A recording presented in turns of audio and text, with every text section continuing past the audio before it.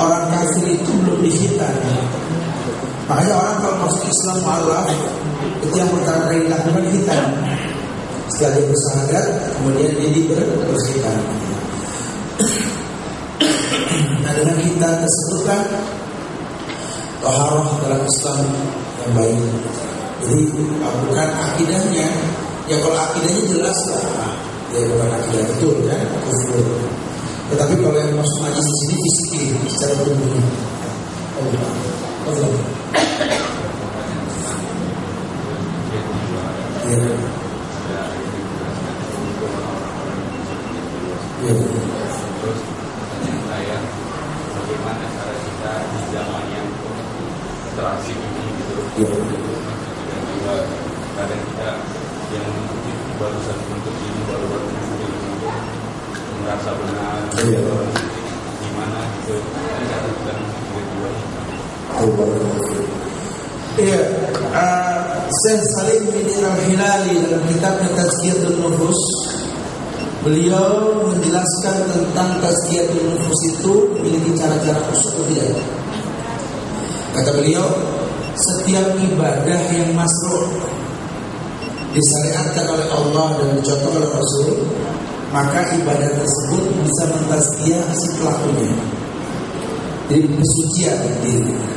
Jadi dengan merapikan ibadah yang betul, inilah yang akan memfilter diri kita daripada fitnah sana. Antum sholat dengan bacaan yang betul, niat yang betul, semuanya betul, maka sholat tanha anil fahsya wal munkar. Bahkan sholat menghapus dosa. As-salawatul khams wal jum'ah ila jum'ah wa ramadan ila ramadan mukaffaratun ma bainahunna idza istulbatil kabair. Salat 5 waktu dengan 5 waktu lainnya, Ramadan ketemu Ramadan, Jumat ketemu Jumat, menghapus dosa dan seterusnya.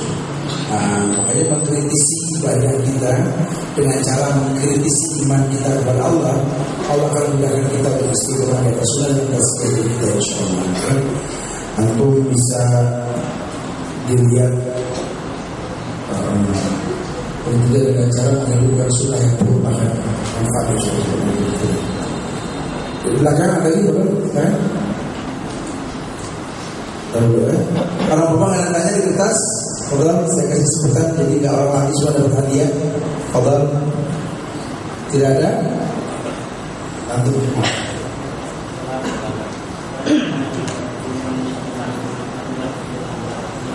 Ya.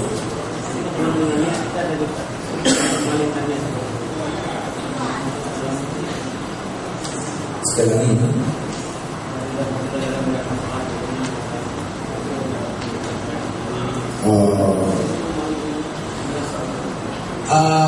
Selama memang faedah tersebut disyariatkan dalam Islam, boleh-boleh saja.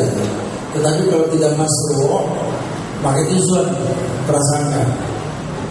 Prasangka yang disangkakan oleh manusia, bisa betul bisa tidak. Ya makanya kalau memang nggak ada arahan Rasul, maka tugas kita nggak boleh seperti itu. Karena buat orang yang mampu sholat berdiri nggak mampu duduk, nggak mampu bisa berbaring kan. Faedah-faedahnya itu tinggal pakai zon. Kadang dia kadang tidak, tinggal tergantung pelakunya.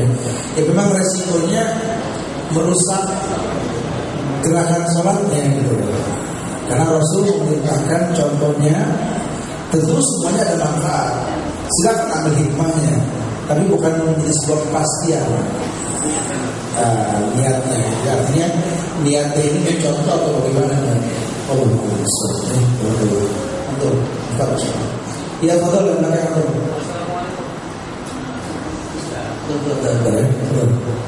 Ya, dulu. Assalamualaikum warahmatullahi wabarakatuh. Waalaikumsalam warahmatullahi wabarakatuh. Dan kita mengadakan sembahyang, tetapi kita berencana apakah kita berkumpul kita baik bagaimana cara kita supaya kita kalau kita membantu sembahyang, baik kita berada di mana saja jumpa di dalam hati kita bagaimana cara supaya khusyuk maksudnya sholat. Ia berilmu sebelum beramal gitu. Kalau antum berilmu sebelum beramal, berilmu tentang sholat. Sholat ini syarat sahnya wudu. Antum rapikan wudu. Wudu sudah rapi, antum harus tahu rukun sholat. niat, menghadap kiblat, takbiratul ihram, al-fatihah harus tahu. Semua gerakan tersebut sikapi dengan ilmu, karena nggak mungkin ibadah kecuali memiliki bekas. Jadi cara yang paling penting adalah antum memahami setiap gerakan ibadah antum, sehingga antum merasakan betapa indahnya agama dengan memahami apa yang Nabi perintahkan, sahabat mencontohkan. Rasul mengatakan, ya Bilal, arihna bis shalah. Wahai Bilal, hiburlah kami dengan salat. Salatnya Bilal itu menghibur Rasul. Kenapa? Karena beliau berilmu tentang salat. Dari mulai takbirnya, meletakkan tangannya, rukunya, iktidalnya, sujudnya, kemudian duduk di antara dua sujud, tahiyatnya, betul-betul di pemandangan yang simetris setiap waktunya. Jadi sebuah hal baik kalau contoh seperti itu. Allahu a'lam.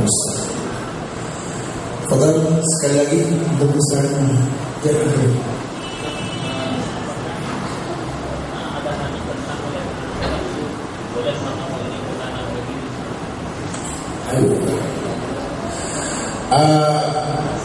Pendapat yang betul, pendapat dari Imam Asy-Syafi'i tentang kekhusyuan dalam sholat.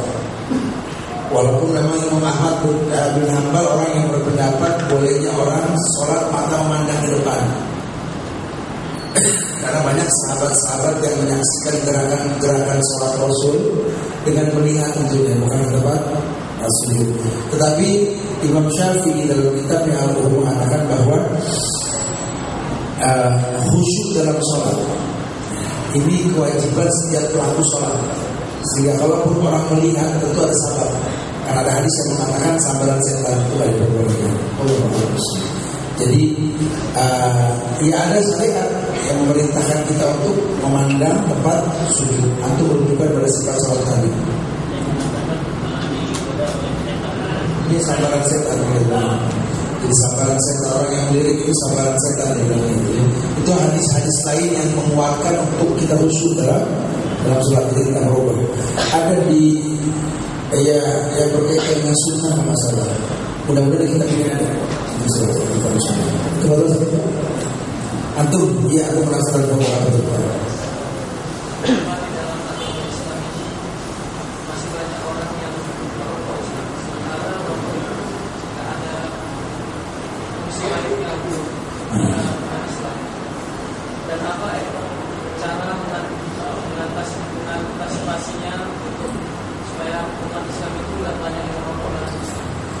Kenapa orang Islam banyak yang merokok?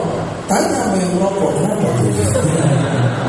Jangan bilang saya nggak tahu kenapa ya. Mungkin dia belum lama. Sementara dalam agama ini kita tahu bahwa waktu aku sampai tidak tahlukan, jangan kau masukkan diri dalam sesuatu yang berbahaya, ya kan?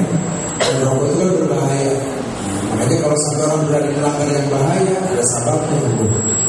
Ternyata sebabnya mungkin dia tidak tahu hukum dari merokok itu seperti apa. Ya perlu dipahami dengan ilmu. Artinya sikapi dengan ilmu bahwa menyia-nyiakan rahmat Allah itu merupakan sebuah dosa. Rezeki yang dibatal, ya, tidak ada kenikmatan, penyakit. Kembali ke orang ini. Ya, walaupun hukumnya mutlak haram, tapi kalau dia masih melanggar itu ada sabab mungkin dia nggak berilmu tentang itu.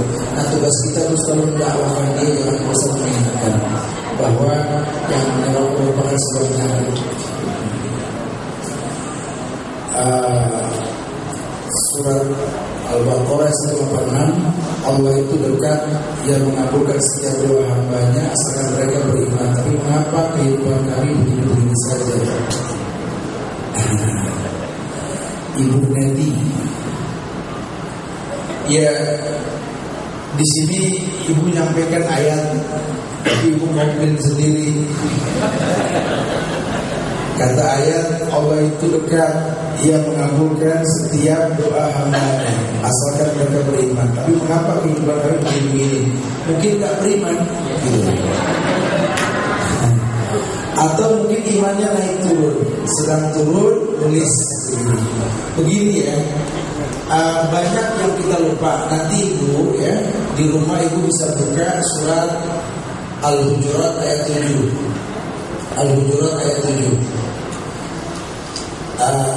la yutiukum katsirun minal amr la anittum walakin Allah habbaba ilaikumul iman wa zayyanahu fi qulubikum. Kalau seandainya an-nabiyyur Rasulullah la yutiukum fi katsirun minal amr la anittum, ada rasul di antara kalian, hukum sampai ke rasul di antara kalian. Kalau seandainya Allah turuti semua yang kalian mau, kalian yang repot. Karena banyak kalian mau cuma mau, kalian tidak butuh. Sehingga Allah tidak memberikan yang kita mau, Allah mencukupi yang kita butuhkan. Jadi banyak di antara kita pengen punya uang. Pokoknya hidupnya punya uang kan. Stres kalau punya uang, ini uang yang gue omongin. Oke. Sebelum Anda punya uang, kita training dulu, training punya uang dulu. Karena orang mau kerja saja sebelum kerja training dulu kan, supaya tahu kalau kerja tahu. Sama dengan uang juga. Orang mau punya uang diajak ngayal. Seandainya kamu pegang 100 juta sekarang, apa yang kamu lakukan? Bingung. Belum punya. Jadi banyak yang kita inginkan sebenarnya kita nggak mampu. Kita minta ihdinas siratal mustaqim talabul hidayah. Padahal kita lupa hidayah yang kita minta itu berbentuk ujian. Siratal ladzina an'amta 'alaihim. An'amta 'alaihim siapa? An'amallahu 'alaihim minan nabiyyin wasiddiqin wasyuhada'i wassalihin. Diminta diberikan kehidupan seperti kehidupan para nabi dan rasul, para siddiqin, para syuhada. Mereka hidup dengan ujian. Maka kita minta ihdinas siratal mustaqim, makin bagus al-Fatihah kita, makin kuat ujian kita. Jadi jangan dibilang bahwa kami begini-begini saja. Ada orang mengeluh, saya ya Ustaz, ujian saya tadi Ustaz begini-begini aja. 20 tahun saya begini-begini aja saya. Alhamdulillah berarti profesional Rasul. 20 tahun begini-begini aja begini. Orang bermacam-macam itu begini-begini saja. Berarti kan bisa bikin buku di orang harusnya. Harusnya. Cuma karena memang banyak mengeluh, nah keluhan ini membuat kita tak dimuliakan oleh Allah. Makanya saya berharap mudah-mudahan ibu setelah ini berarti bisa memahami ada sunnah yang terlupakan itu diambil panitia di hadiah insyaallah ya. Assalamualaikum, saya pernah berbeda pendapat dengan saudara saya sehingga mempengaruhi hubungan persaudaraan kami sebagai kakak adik yang semula baik dan dingin. Beberapa saat setelah itu, akan diikuti rasa takut yang sangat besar kalau Allah akan mengazab kami karena terputus silaturahmi. Karena itu saya memohon maaf kepada kakak saya atas kejadian yang tidak mengenakan itu. Tapi sampai saat ini kami tidak lagi berkomunikasi. Yang mau saya tanyakan, apakah di hati kami masih ada penyakit hati, walaupun dalam hati kami masing-masing sudah saling memaafkan? Dan bagaimana saya bertindak sehingga bisa menjadi hamba yang bertakwa? Ini lagi-lagi usul dakwah. Memang dalam Islam ini ada wajadilhum billati ahsan. Jidal itu ada, tapi billati ahsan dengan bahasa yang bagus. Kadang-kadang kita lupa, kita kalau berdakwah baik ke saudara, ke keluarga yang lain, itu bisakah kita menjadi orang yang ditunggu suara kita sama mereka? Kedatangan kita dinanti sama mereka. Ini kita nggak dinanti, suara nggak diharap, itu sudah berdakwah, ya nggak bisa. Ada anak mengeluh, dulu saya sama orang tua itu akrab saya, tapi setelah saya ikut kajian sunnah, saya makin paham tentang bid'ah itu apa, haram halal saya paham. Sekarang malah saya bermusuhan sama orang tua saya. Ini ada yang salah kalau begini. Ternyata kesalahannya juga ada. Kita bukan kita yang dulu berubah kita. Kalau dulu kita ketemu sama orang tua sudah senyum dari jauh karena berhusnuzon pada orang tua kita. Tapi sekarang kita ketemu orang tua sudah jual duluan. Sekalinya ngomong qala Allah wa qala Rasul, orang tua kabur. Kedatangan kita nggak dinanti, ucapan kita nggak ditunggu. Kita pengen ngomong, siapa yang mau dengar? Saya teringat ada salah seorang ustaz yang duduk di majelis saya di Jakarta. Dia itu tertarik sekali dengan teknik penyampaian. Dia coba tiru. Dia mendengar bahwa saya telah menyampaikan tentang Nabi berdakwah. Kalau bicara tentang neraka, matanya Rasul itu merah. Kalau Nabi sudah ngomong tentang surga, berbinar-binar dalam kain Rasul. Dia bilang, jujur saya anak praktekin saya. Anak jadi khotib di sebuah masjid. Anak ngomong neraka itu muka anak merah kali setelah. Setelah itu anak gak dibolehin lagi jadi khotib. Ini gimana Ustaz? Anak kan yang Rasul malah benci. Antum ini. Antum pun jangan ditelan begitu-begitu saja sunnah. Antum harus tahu dulu Nabi mau masuk neraka sampai merah mukanya, mau surga berbinar-binar. Kenapa? Di depan Nabi siapa? Sahabat Abu Bakar, Umar, Utsman, Ali. Nah sekarang antum selama depan antum siapa? Haji Naki, Bokiro yang berbelakang. Ya nggak bisa. Nggak bisa, ada fitnah. Caranya nggak seperti itu. Butuh uslub, butuh dakwah. Ya. Nanti kita ini banyak terjebak dalam kesalahannya berkepanjangan. Ya. Wallahu a'lam bishawab. Ya. Ini saya rasa cukup dulu kan ini. Apa yang disampaikan ada politik ya. Biasanya mengenai pelajarannya. Ini buat yang banyak terakhir ini manfaat insyaallah bantu. Saya minta maaf kalau kekurangan. Kesimpulan dari Allah insyaallah benar-benar kita beristiqomah dan sungguh bisa ketemu nanti kita di masjid Al-Aqsa dan Masjid. Mudah-mudahan kita beristiqomah di atas sunnah. Kita tutup dengan kafaratul majlis. Subhanallah wa bihamdihi asyhadu an la ilaha illa anta astaghfiruka wa atubu ilaik. Assalamualaikum warahmatullahi wabarakatuh.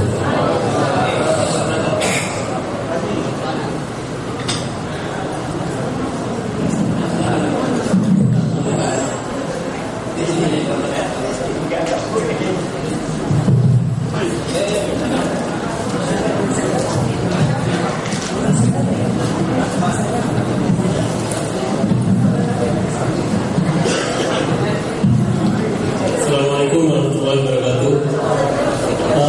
Diberitahu kepada muslimin bahwasanya kajian besok pada hari Ahad pukul 9 diadakan di Masjid Al-Musafirin di Komplek Tasbih 1, Taman Setiabudi Indah, Jalan Setiabudi. Ini masuk dari Jalan Setiabudi, Komplek Tasbih. Kita mulai jam 9 tepat waktu, insyaallah tepat waktu jam 9. Kemudian dibagi 2 sesi. Jam 9 mulai sampai dengan jam 10 atau kemudian dilanjutkan jam 10 sampai jam 12.